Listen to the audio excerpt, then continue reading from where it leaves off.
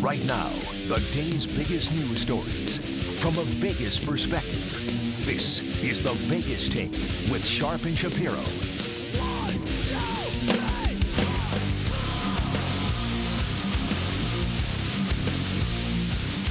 All right, good morning, Las Vegas. It is the Vegas Take, Sharp and Shapiro broadcasting live. Glad you could join us.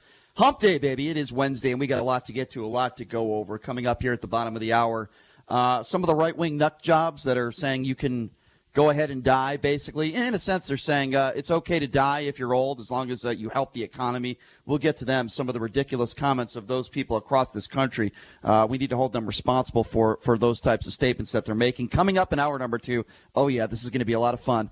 You know him as the voice of the Doug Basham Show every Saturday here, 2 to 4 p.m. Not a big fan of Donald Trump. He's going to go toe-to-toe with my co-host, J.D. Sharp, coming up in hour number 2, talking about the response of the administration. In hour number 3, John Brukagan, he is a former Clark County School District teacher, and now he runs his own school here called Infinity, the Math Institute. He's going to talk to us a little bit about distance learning and how are these teachers getting paid? Are they getting paid? We'll get to that coming up in hour number 3. We'll also give you an opportunity to plug some of your local businesses. As you know, many of you out there are hurting. You might own a business, a small business, a large business. We don't care. We are going to give you an opportunity to plug that on the air because we want to do whatever we can to help. But joining us right now, as you know, the biggest story right now, thank God, the stimulus package, Republicans and Democrats were finally able to pass this $2 trillion deal. And joining us on the line right now, she does a fantastic job for The Hill as a political reporter covering all this. She is Julia Manchester. Julia, thank you so much for joining us. How are you? Julia, are you there? Yes, I'm here. Thank you for having me. Really do appreciate it. So can you give us in layman's terms the basics of this $2 trillion bill that was passed, this stimulus package, for people out there that want to know, how does it help me? How does it help my family? What can you tell us?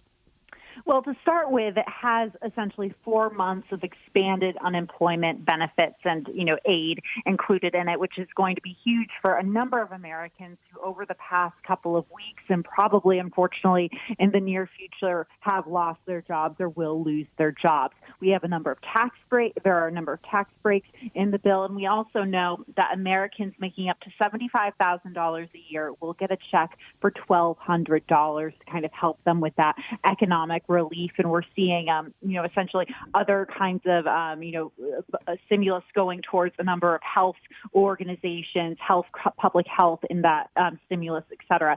So I think right now in Congress, obviously this has to pass through formally, but we're seeing there is a deal. The president is supposedly very happy with it. But at the same time, we're also seeing a lot of tension when it comes to the federal government and the state governments. We're seeing some tension and some disagreement between a number of the governors and the president, and also going down to the local level. So this will help with the economic relief, but there are still a lot of questions about how to respond to the virus itself as a unified country.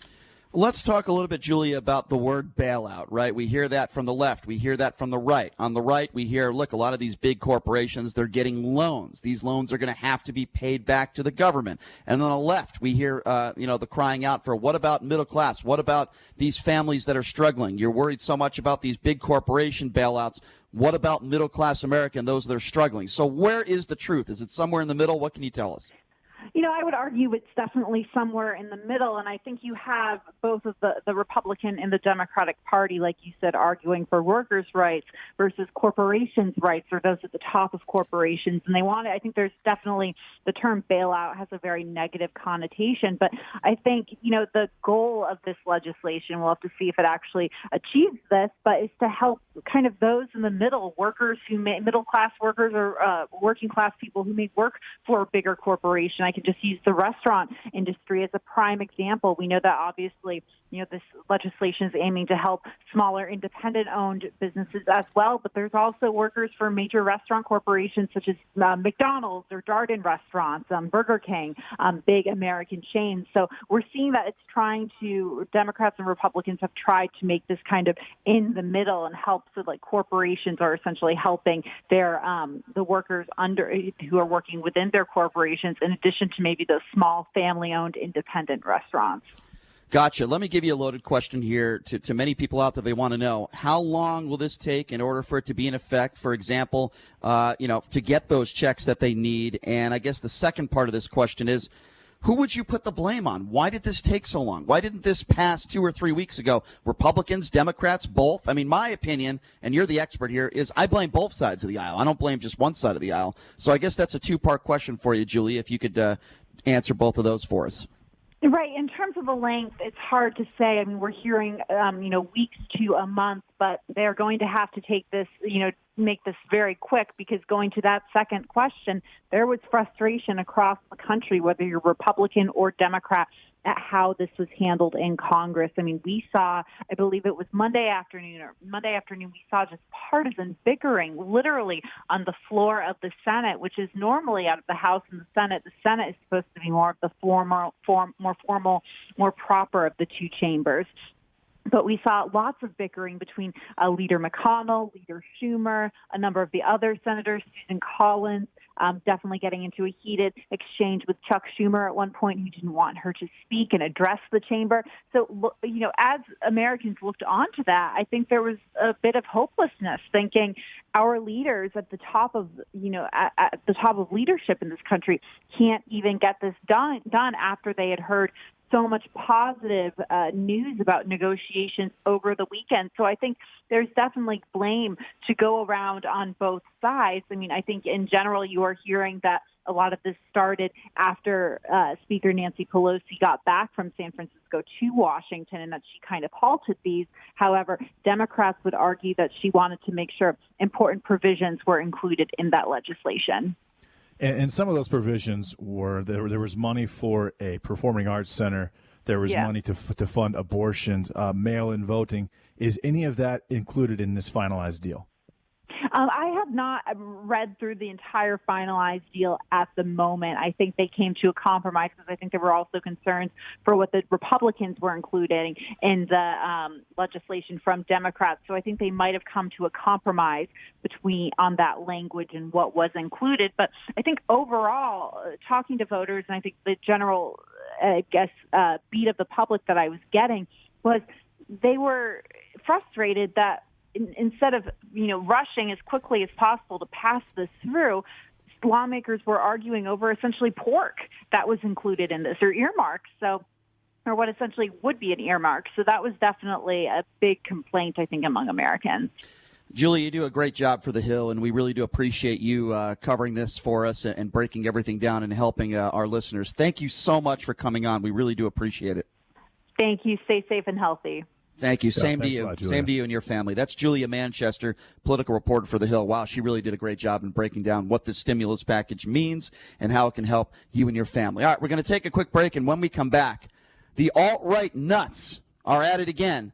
I'm willing to die for the economy. You're not going to believe who made similar statements to that yesterday. We'll get to that and get to your calls. We'll be right back after this. You're listening to The Vegas Take right here on the all-new 101.5 FM, 720 AM, KDAWN.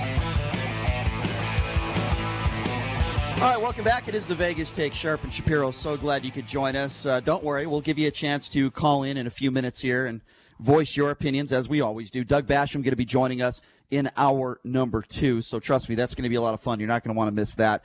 But we talk about the alt-right. We talk about some of the wacky things that some say, including the Lieutenant Governor, Dan Patrick, who said yesterday, for the most part, he said, I'm willing to die so that the economy could come back. Absolutely ludicrous, irresponsible remarks. Well, now Glenn Beck is doing the exact same thing. That's right, Glenn Beck, the man who sells his coffee mugs on his website and broadcasts from home. Now, make no mistake about it, folks. You could say, well, Brian, you're doing the exact same thing. I never called myself a hero. I'm not a hero, and I never will be a hero. I don't do that. But here's Glenn. And Brian, when we syndicate nationally, we're going to be selling a lot of products just like that. Okay, well, I don't call myself a hero, and there's a reason why I say that. Glenn Beck, choosing the economy over health. Have a listen to the audio of Glenn Beck yesterday. Here it is. Have my children stay home, and all of us who are over 50 go in and keep this economy going and working. Even if we all get sick, I'd rather die than kill the country, because it's not the economy that's dying, it's the country. Yeah, there you go, Glenn. You're a hero. You're a real tough guy. Let me tell you something, folks.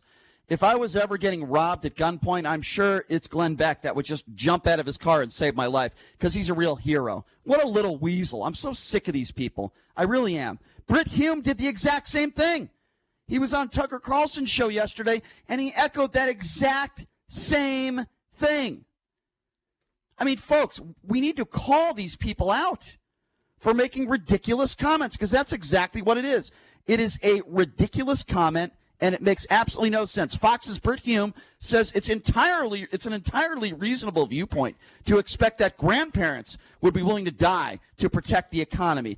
It was Donald Trump, in his own words yesterday. Donald Trump, who said, who was challenged by Dr. Oz yesterday on Fox News. Trump replied that the shutdown will result in more deaths. Have a listen to this. On everything we're doing. Dr. Oz is up next. Go ahead, Doctor. President Trump, a good surgeon knows after the surgery when his patient can be discharged, and these 15 days are like a big operation on America. Yeah. But a great surgeon knows when there's a complication after discharge. So if we can meet the goal of fixing America and getting it back on its feet by Easter, I'd love to know exactly how you know that is safe from a medical perspective. What's going to indicate that we might have to pull back a tiny bit in case we have a relapse? Well, I think, Doctor, a thing like that could happen, but I really believe that we can do much of what we're doing, and we can do it from a work environment instead of an environment where everybody's locked up and everybody is saying, oh, the business is gone, and everybody's suffering depression. You know better than anybody about depression. I've watched where you talk about depression, and that causes death, and it causes a lot of problems. And you know, these are people, they want to save their business. They don't want to be locked up in some room or some apartment or house, and in the meantime, their restaurants closed, their businesses closed. They want to be saving their business. And I believe very strongly you're going to lose far more people by going that way than you are if we kept this thing going. Yeah, I agree with that 100%. Yeah, well, I don't. There you go, Mr. President. What, people are going to commit suicide? More people are going to commit suicide, Mr. President? More people are going to die if we continue this shutdown? There's absolutely no proof to back up that statement, JD. Zero. Depression leads to stress. Stress leads to a compromised immune system. A compromised immune system leads to susceptibility. That's absurd. No, it isn't. It's actually so very, you think very, right very, now, very honest and factual. So your opinion, and what Britt Hume said, and what Dan Patrick said, and what Glenn Beck said. Comparing this situation to a war, which has been done, that is exactly what happens in a war. You sacrifice yourself for the future of the country, and that is all they are saying. And that, to me, that is selfless, and I have no issue with it whatsoever. And again, look at this. Completely Brian. ridiculous. So you want your grandfather to be out in the community today? You want your grandparents to be out there in society? Brian, my grandfather is 85 years old. He lives in a retirement home. He works with my father. He goes to work. That's not what I asked you. No, what I'm saying is how many grandparents are actually working right now in the workforce? Do you not understand? How many people that are susceptible in a high-risk group to this virus, predicated on age, are actually working currently? There's probably not a lot of them. Here's why. And I think a lot of them are at home as it is a lot of the time. All right, well, they're not out as much as you are. They're not going on 4 or 5 dates a week like you are. They're not going to a lot of events like you or me are. That's not taking place. Here's what you're failing to understand. You got to let me interject. Here's what I'm.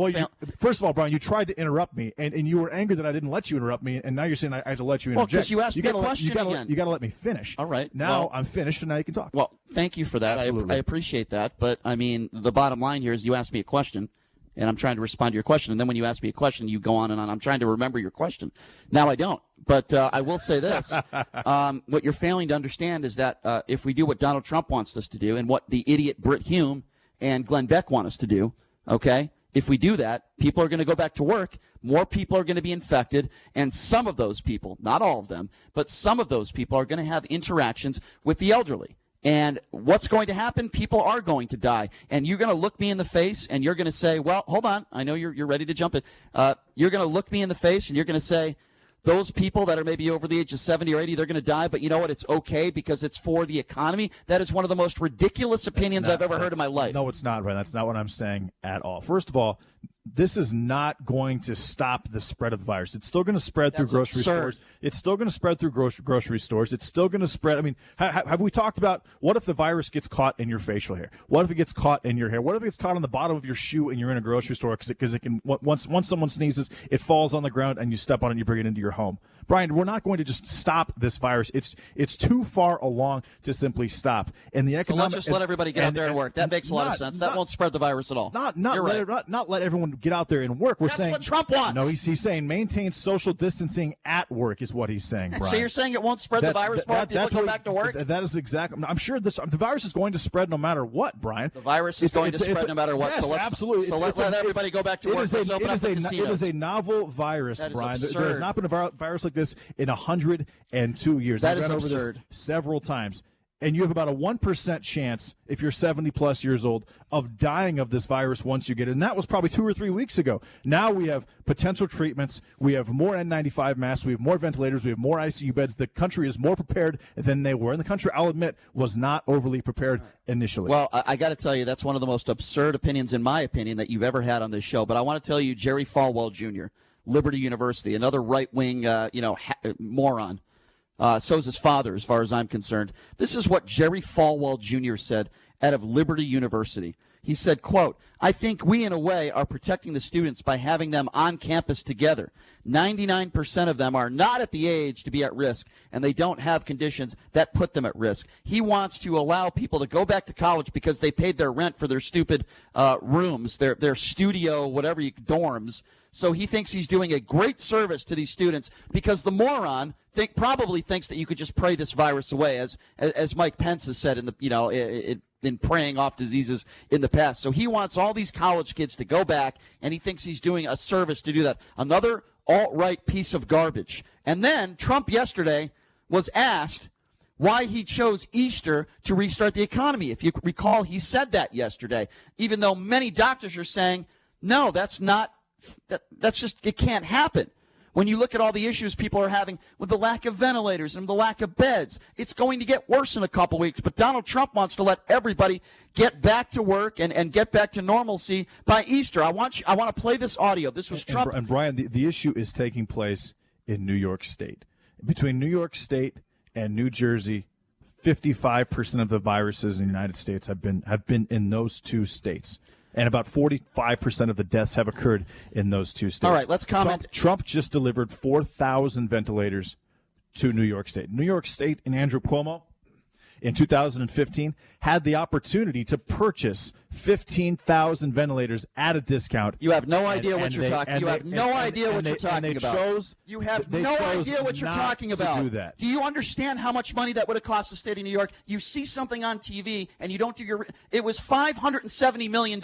They couldn't afford it. Yet you see something on Fox News and you just think that Cuomo – screwed up. That's not true. Well, you don't know the facts. I don't see how Cuomo can blame Trump. You're using a Donald Trump talking point. That's exactly what you're doing. It's fact, Brian. It's fact that they couldn't afford it. How can Cuomo blame Trump for that when he had the opportunity to purchase them himself? I just told you. Okay. He couldn't purchase it because the state couldn't afford it. How is this Trump's fault? What's going on in New York City? I will give you a very simple answer, but I just want to. It isn't, Brian. I will the answer is it isn't. Okay, well, can I answer it? There you go again. You asked me a question. You're not letting me answer the question. The government has 20,000 of these ventilators. I can't hear myself, Stein. All right. Well, I can hear you just fine. And the bottom line is that's a right-wing talking point. And the reason why I say it's a right-wing talking point is because Cuomo couldn't have afforded to pay for all those ventilators. And you ask me, why is New York in the situation they're in now? Well, guess what? Because the administration was undermining this disease, this virus, for 2 months. No, they were not. No, they were not, Brian. It wasn't even close. Were. No, they were not. Okay, well, we'll prove that coming up in hour number 2. Of course we will. And I'm going to destroy Doug Basham in hour number 2, all right, Brian. well, we'll talk about not being prepared. All right. I am overly prepared we'll for see. this. But you just mentioned something. And my statements are not ridiculous. First of all, the United States has 20,000 ventilators in stockpile. Are they supposed to give the New York State 80% of them? There's 50 states in the United States, Brian. You just blamed Cuomo. They're giving them. No, I'm saying he had the opportunity. Because Cuomo is blaming Trump when Cuomo himself had the opportunity. Okay. Did they expect to need this much help? No. Neither did Trump. Neither did anyone. What I'm saying is Cuomo had. No, they did not. Yes, they did. No, they did not. Yes, they did. No, they did not, Brian. Yes, they I did. promise you they did not. Okay. Well, we'll prove that in hour number 2. But I want to play you this audio. This is Trump yesterday asking why he chose Easter to restart the economy. Have a listen to this. Who suggested Easter? Who suggested I just thought it was a beautiful time. It would be a beautiful time, a beautiful timeline. So that was It's a based great on day. any of the data? It was based on a certain level of weeks from the time we started, and it happened to arrive. Actually, we were thinking in terms of sooner. I'd love to see it come even sooner, but I just think it would be a beautiful timeline. A beautiful timeline. All right, we'll get your thoughts on that. We'll take your calls on the other side of the break. 702-257-5396. Again, if you want to be a part of the show, give us a call right now, 702-257-5396. You agree with JD? Do you agree with me? We're taking your calls on the other side of the break. We'll take a quick break. Be back right after this. You're listening to the Vegas Take, 101.5 FM, 720 AM, KDAWN. All right, welcome back. It is the Vegas Take, Sharp and Shapiro. By the way, coming up at the top of the hour, he is a bleeding liberal. I don't think he'd mind me saying that. His name is Doug Basham, does a show here on the weekends. He is going to have a heart-to-heart debate with my co-host, J.D. Sharp, on the response of Donald Trump and many more topics. It's going to be coming up in hour number 2. Hour number 3, John Brookhagen is going to be joining us from Infinity, the Math Institute, a former Clark County School District teacher. How is he teaching his kids during this coronavirus crisis? So we'll get that from him, and also plug your local businesses coming up in hour number 3. So we played all the audio, what I would like to call right-wing nuts. Glenn Beck, Britt Hume, Jerry Falwell Jr., the Lieutenant Governor, Dan Patrick. We played some Trump audio for you. I think anybody that irresponsibly says, basically saying that the elderly, it's okay for them to die so long as they are doing it for the sake of the economy. I just think it's completely ridiculous. And we're taking your calls we're taking your calls right now, 702-257-5396. Again, that number to call if you want to be a part of the conversation is 257-5396. And again, it's not okay for them to die. But if they want to risk their own lives, again, it's their own. They can do that. They have the right to do that. And I wouldn't call them alt-right. I would say that they're very, very concerned with the economy and the future of the country, and they're certainly capitalists. But that doesn't make them alt-right. So what would you call Jerry Falwell Jr.? I wouldn't call Glenn Beck alt-right. Really? I wouldn't call Dan Patrick alt-right. I wouldn't call Britt Hume alt-right. I legitimately would not. I would say that they are very, very pro-economy and they're capitalists. All right, going by your theory, when was the last time Glenn Beck criticized a Republican? What's that to do with being alt-right? What do you mean? That has everything to do with it? No, it does not. People Brian. on the alt. No, it does not. People on the alt-right don't criticize Republicans. You're saying Glenn Beck is an extremist? Absolutely. When I think extremist, I think Alex Jones. I think Wayne. That's not alt-right. That's a sociopath. I think Wayne Allen Root. I don't think Glenn Beck. When was the last time you listened to Glenn Beck? I don't think Glenn Beck is an extremist. When was the last time you listened to him? I don't think Britt Hume is an extremist. When's the time you listened to him? Yesterday, when I did my research. Okay. Glenn Beck and Jerry Falwell Jr. and Britt Hume. I listened to all of them yesterday. And you think Britt Hume is alt-right? Here's why I say that. When was the Do you think anyone that's pro-Trump is alt-right then? Anyone that's pro-economy, pro-capitalist is alt-right? I can't answer 5 questions at once. You asked me a question about Britt Hume, and I answer it this way. When was the last time that Britt Hume criticized a Republican? He doesn't do that. He criticizes the left, and he pushes out right-wing conspiracy theories. No. That's why he is alt-right. Britt Hume works for a conservative station. Glenn Beck is a conservative radio host. Again, they're both conservatives. They're both Republicans. They both support Donald Trump.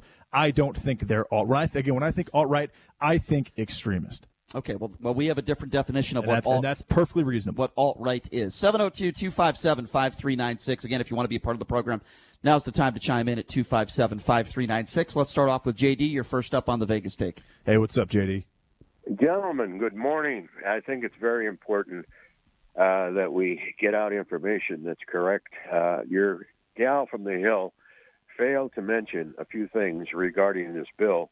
Number one, Nancy Pelosi had put in about 12 poison pills, and she adjourned the House yesterday after the Senate had come to some sort of agreement because there was no abortion money, there was no elimination of the post office debt, same-day registration and votes, money to the federal employees and bargaining of wages, many diversity programs for big corporations. So Nancy Pelosi, this bill is nowhere near being passed because she has closed down the House until tomorrow. And I think it's very important to bring out the fact that they had a deal until Miss Nancy came in there and put all these poison pills, all this pork into a bill that was supposed to help stimulate the economy and people that are out of work. And I think that is the height of her incompetency and her problems in the House. And I think that has to be brought out. JD, go ahead. Yeah, you want me to go ahead? No, JD, I think that has to do with the fact that Nancy Pelosi is taking this crisis, this national crisis, and turn it into an opportunity to pass the things she wants to get passed for her part, because she knows that in 2020 there really isn't much of a chance of Joe Biden beating Donald Trump, and this will be one of the only opportunities to get these things passed in the interim. Okay, here's a perfect example, folks, of what I'm talking about. This guy calls up, wants to blame Nancy Pelosi for everything, and I have no doubt that Nancy Pelosi certainly is playing some political games, and the Democrats are playing political games just like the Republicans are. No, they're not. The Republicans are trying to get this bill passed. If I could just finish my thought.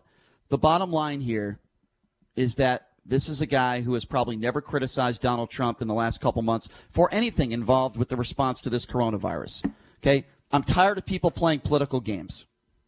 Okay? The Republicans also want to push forth help towards big corporation. If you actually read what is in this stimulus package, the Democrats are trying to say, hey, let's not stop helping the big business and the big corporations. Let's help the middleman. Okay. But I noticed that JD did not decide to talk about that in his conversation. Well, Brian, the corporations employ the workers. Mm-hmm. You know that, right? And the majority of these workers are employed by corporations. And the majority of these workers, they're going to need to get paid until the stimulus check comes. So let me ask you a question. Their unemployment needs to come from these workers, from these corporations. Fair points. Let me ask you a question then. A big corporation like a Walmart, billions and billions of dollars. They pay. Hold on, let me finish. Brian, first of all, that's like the biggest corporation. Let me finish the question, please. A big corporation like Walmart that makes billions and billions of dollars. They pay a majority of their employees unlivable wages. Would you rather the company get taken care of, or would you rather the employees get taken care of? Which one? Both. It can't happen. Don't you understand that? It is happening that way. Of course it is. Don't you understand? The employees are getting paid. The corporations are getting paid as well. A $1,200 check is not enough. They're also getting unemployment for X amount of weeks, Brian. You know how much unemployment is for somebody making minimum wage? I'm just saying. They're also getting unemployment, and yes, the corporations are getting loans. They're getting loans from the federal government. This is a $2 trillion. Here's how crazy this number is, and this is why this needs to stop in the next 3 to 4 weeks. The Federal Reserve has $4.5 trillion in it. This is a $2 trillion stimulus package. If this goes on for 3 to 6 months, the Federal Reserve will be bankrupt, Brian, and that alone will set back the economy 10 years. All right, we want to take your phone calls. What do you think? 702-257-5396. Let's go to Ron. Ron, you're next up on the Vegas Take. Hey, what's up, Ron? Hey, what's going on, guys? Man, you guys are on fire. I love it. You guys are bickering back and forth. I dig on it because you guys both have good points. Anyways, I have three things I want to say. First of all, I don't agree with the governor because he said now, from what I've heard, I may be wrong, that he's banning Colvin because they say he says there's no cure. You're talking Governor Sisolak, correct? Nevada's governor. Yes, and I wanted to get your guys' opinion on that, and also, there's a way you can help everybody. Okay, number one, if we quarantine everybody inside the state and let the truck drivers do what they need to from state to state, we can open the economy and keep the risk of this virus down. I wanted your opinion on that. Go. All right, thank you for the call, Ron.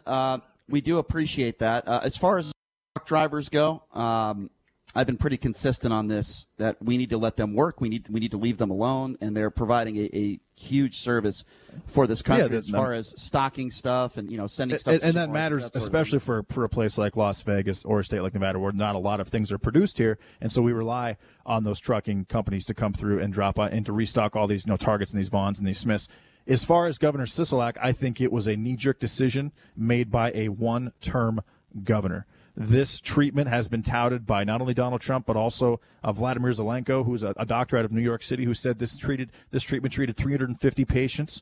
It's several different patients all over the country have also mentioned the same thing.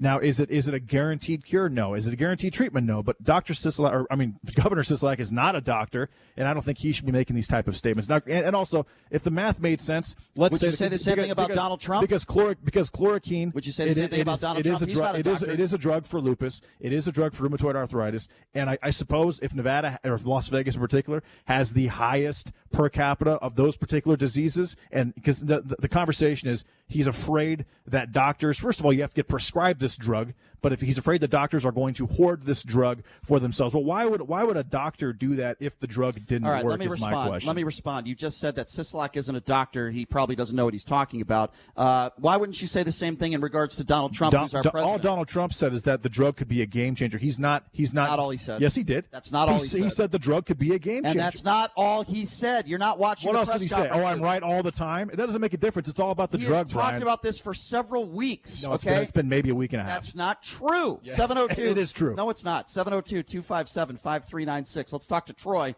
Troy, you're next up on the Vegas Take. Hey, what's up, Troy?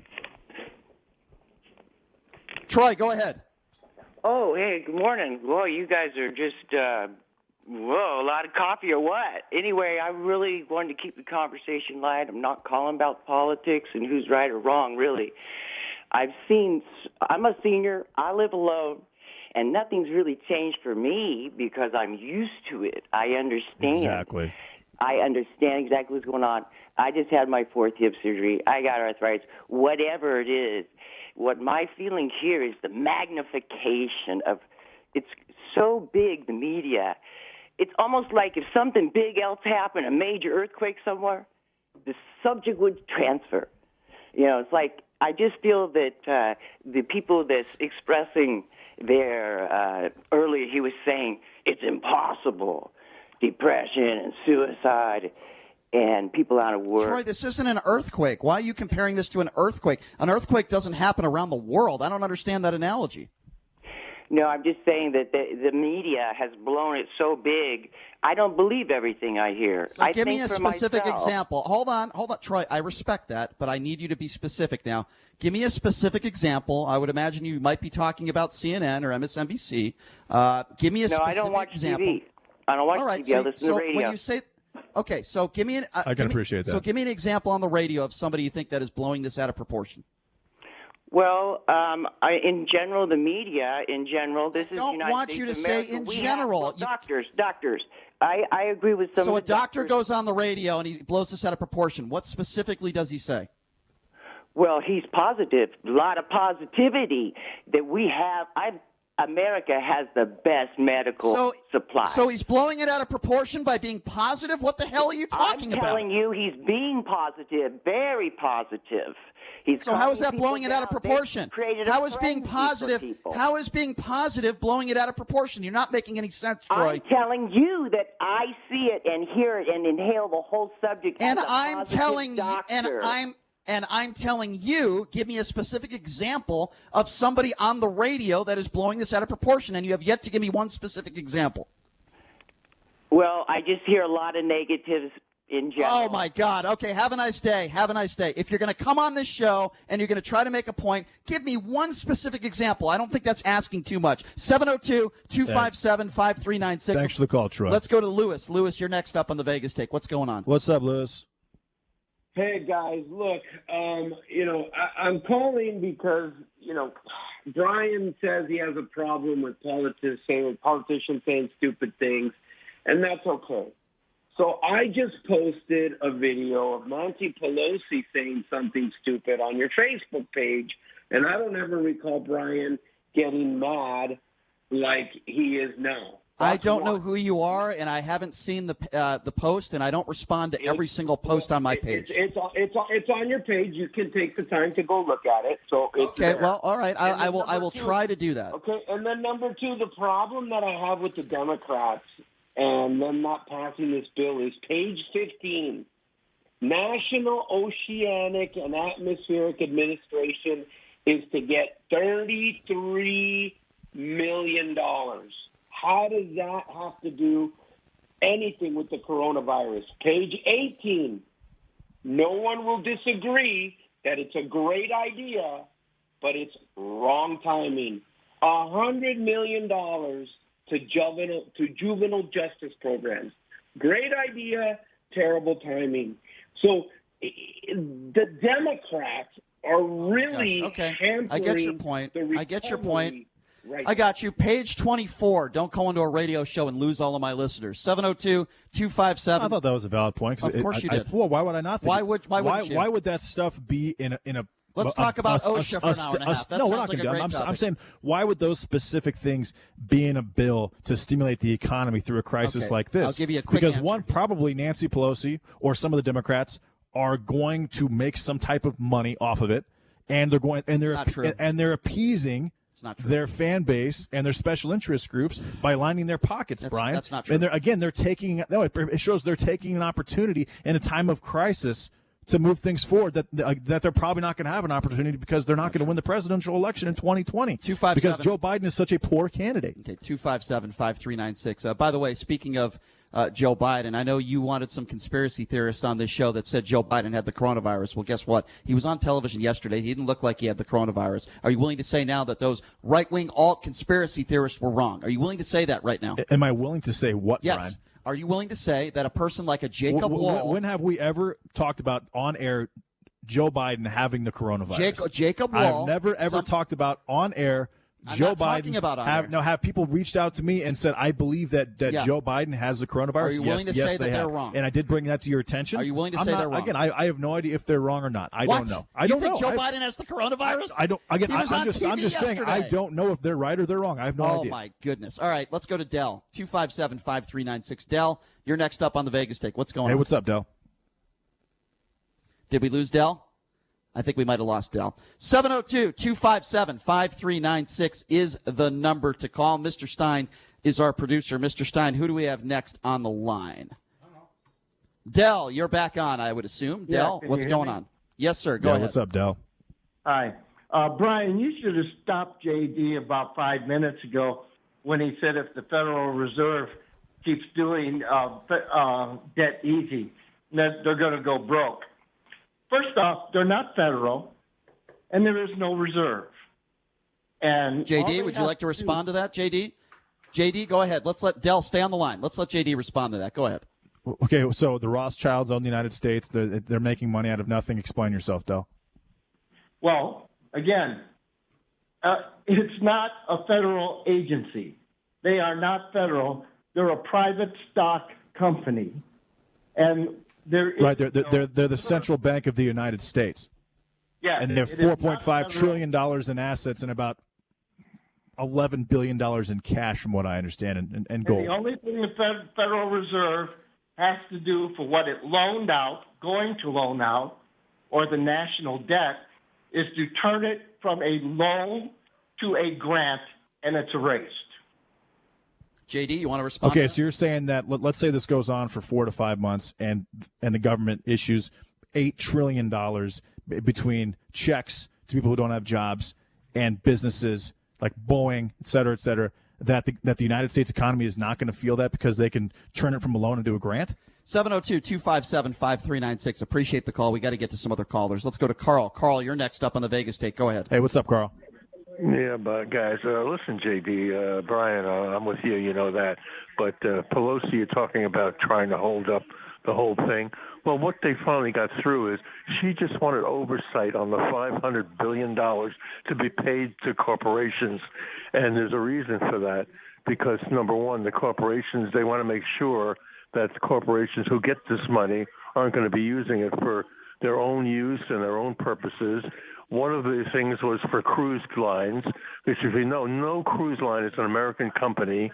They're all out-of-country companies with accounts in the Bahamas and all over the world, and they don't pay any taxes to the United States. She doesn't want them to get any money. There must be oversight to see who gets it. Well, I can promise you, Carl. Doug Basham's coming up next. We are going to continue to discuss that, and I'll let JD and Doug battle that one out. 257-5396. Let's go to David. David, you're next up on the Vegas take. What's going on? Hey, what's up, David? Hey, good morning, guys. How you doing? Good. What's on your mind? Listen, so in relation to the conversation you're having about the older people going back to work, it's actually exactly the opposite. What needs to happen is that the older people or people with self-existing conditions, they need to self-isolate, and the rest of us need to get back on with our lives. Exactly. Because it's really not affecting younger people that much.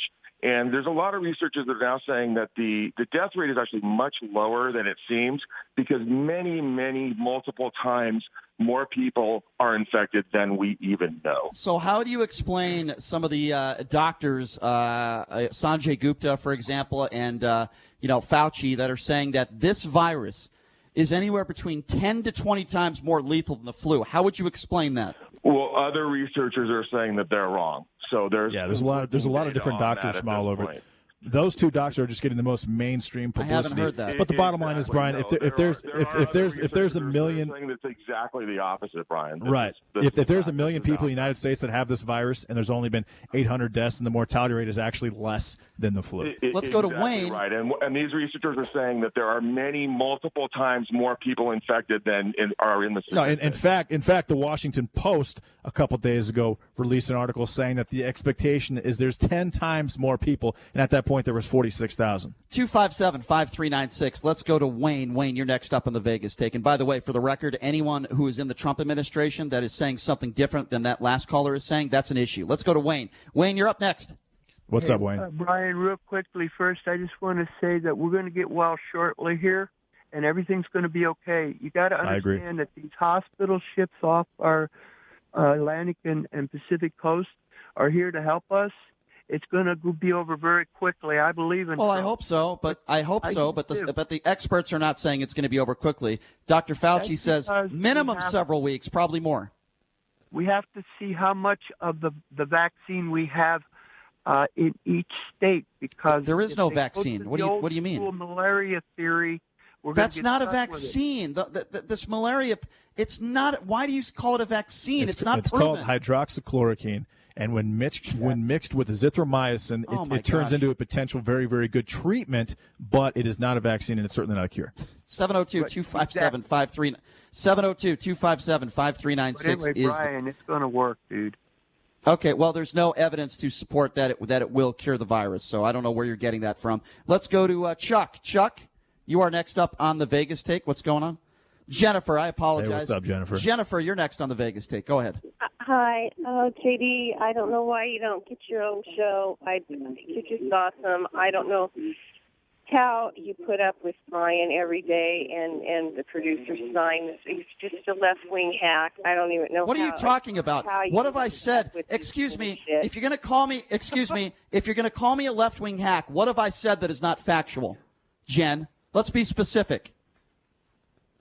Yeah, shocker, she hung up the phone. What a shocker. What a coward you are, Jen. What a coward. Good call, Jen. Great call. 702. If you're going to call somebody a hack, you dummy. That's right, Jen, you're a dummy. If you're going to call somebody a hack, have reason to back it up. I think you're a dummy. You know why? Because you called into a radio show. You called me and my producer left-wing what hack. did I do? And you can't come up with one thing, something specific. I think you're a right-wing hack. I'm not sure that Stein has interjected his own politics at any point in this show ever, so I'm not sure how that must be guilt by association or something? Hey, Jen, why don't you go in quarantine and listen to Rush Limbaugh? Do you post on your Facebook, or do you post on your social media your political thoughts? No, I never do. Do you have a secret account somewhere that only Jennifer knows about? Nope. In fact, I'm actually to the right of Alex Jones. People might be surprised to find that out. I think that caller's name is Jen Jones. Let's go to Joel. Joel, I've only got about 30 seconds for you, my man, because I'm up against a hard break. Go ahead, Joel. Hey, what's up, Joel? That's fine. JD, hi.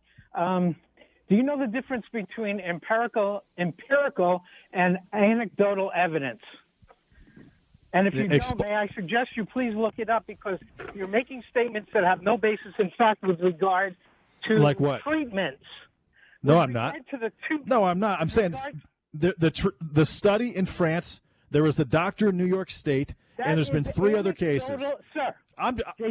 Those are testimonials based on experiences. I'm not saying that it's a guaranteed treatment or a guaranteed cure. All Donald Trump said, it was a potential game changer. And from what I've read from a lot of different outlets, that is probably the case. All right, we got to take a quick break. When we come back, it's going to be 12 rounds. Doug Basham versus J.D. Sharp coming up next. You're listening to The Vegas Take.